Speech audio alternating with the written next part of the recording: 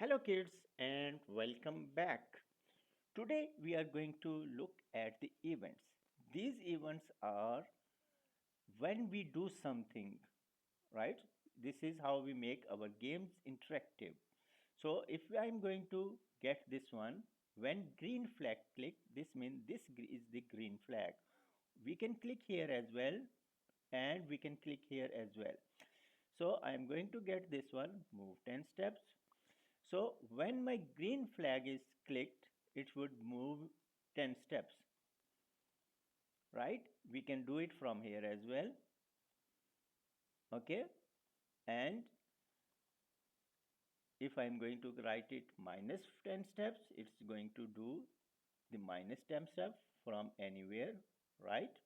So when green flag clicked, this means this is a start or a stop button like our game. And this red one is for the stopping our game. Okay. Now in next we have when space is clicked.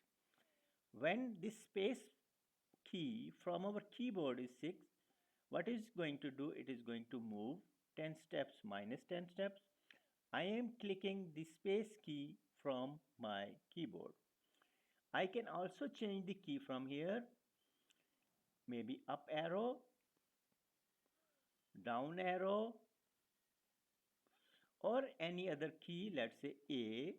The key A from my keyboard is making the same effects.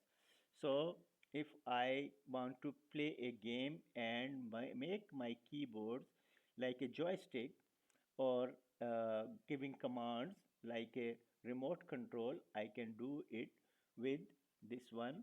When specifically key is clicked, it would do something else.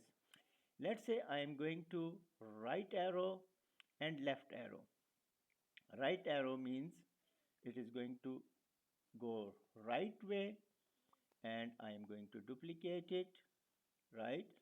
And I am selecting left arrow, and if I am clicking on left arrow, this means, so now I have two commands. These are working. This is my right arrow going forward, back arrow going backwards. Okay, so this is how I can make a game using from keys from my keyboard. Another thing we want to look in the events is when this sprite is clicked. Okay, so if I am going to click on this sprite, if my screen is interactive or touch screen, you can see if I am clicking on this, it is moving forward, and it can move backward as well when I'm clicking on this sprite itself, this sprite or this character that is in my game.